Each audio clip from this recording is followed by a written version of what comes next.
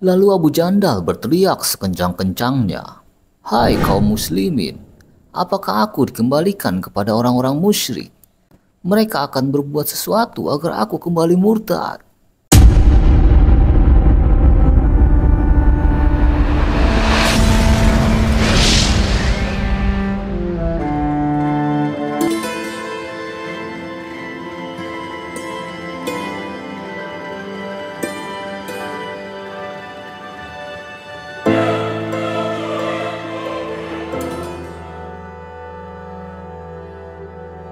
Abu Jandal adalah salah seorang yang pertama-tama memeluk Islam di Mekah. Ketika menerima ajaran Islam, cobaan berat langsung dihadapinya.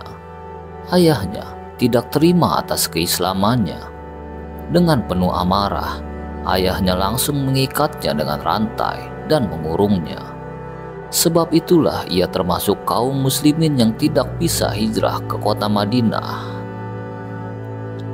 Tidak lama atas kejadian Abu Jandal dikurung oleh ayahnya, terjadilah peristiwa perjanjian Hudaybiyah.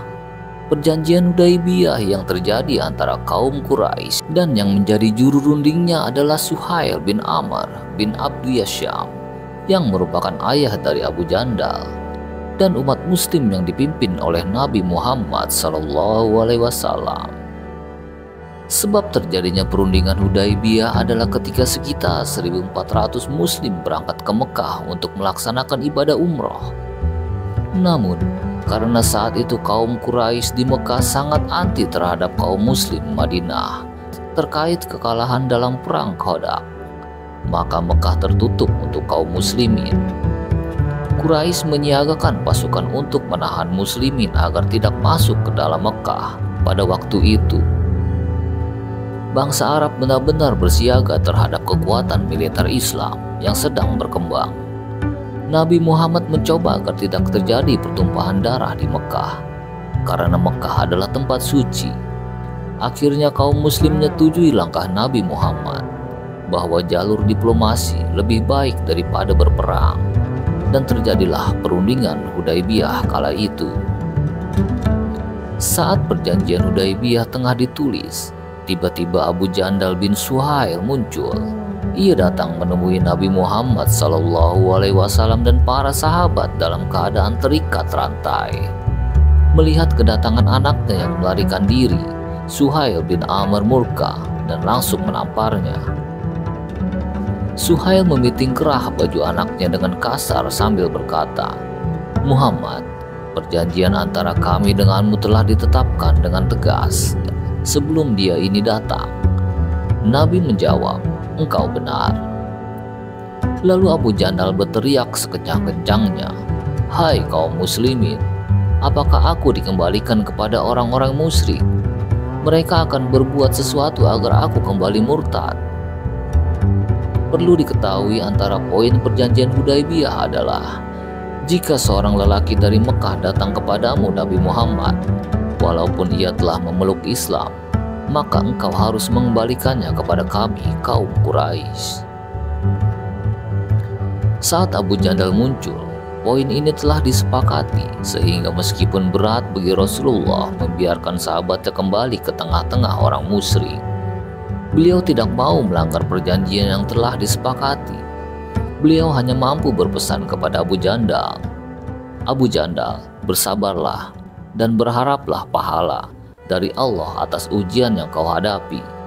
Sungguh Allah akan memberikan kebahagiaan dan jalan keluar untuk engkau dan orang-orang yang lemah.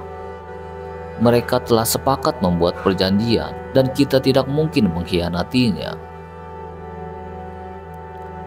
Kisah menarik tentang Abu Jandal setelah Rasulullah tak mampu mengabulkan permintaannya untuk diajak serta ke negeri hijrah Madinah. Ia bersama 70 orang yang senasib dengannya di Mekah melarikan diri dari tawanan Quraisy. Mereka keluar menunggangi kuda dan bergabung dengan Abul Basir. Mereka semua tidak mau pergi menyusul Rasulullah, khawatir kalau Rasulullah malah mengembalikan mereka lagi ke Mekah. Mereka memilih bergabung dengan orang-orang dari kabilah Ghifar, Aslam, Junainah, dan kabilah Arab lainnya yang tengah memeluk Islam. Hingga jumlah mereka menggelembung mencapai 300-an orang. Mereka mencegat jalur dagang Quraisy. Tidak seorang pun Quraisy yang melintas kecuali mereka habisi, dan mereka rampas harta kafilah dagangnya. Perbuatan mereka benar-benar membuat panik orang-orang Mekah Quraisy. Hingga kafir Quraisy Mekah mengirim surat kepada Rasulullah SAW agar mengajak kelompok Abu Basir dan Abu Jandal bergabung ke Mekah, sehingga mereka tidak lagi menjadi ancaman untuk Quraisy. Di sini artinya pihak Quraisy sendiri yang membatalkan salah satu poin dari perjanjian Hudaibiyah, bahwa jika seorang lelaki Mekah datang kepadamu Nabi Muhammad, walaupun ia telah memeluk Islam, maka engkau harus mengembalikannya kepada kami, kaum Quraisy. Lalu Rasulullah mengirim surat kepada Abu Jandal dan Abu Basir agar menemui beliau di Madinah, kemudian bergabung bersama saudara-saudaranya kaum muslimin di negeri hijrah tersebut. Beliau juga meminta agar mereka tak lagi memberikan ancaman untuk kafilah Quraisy.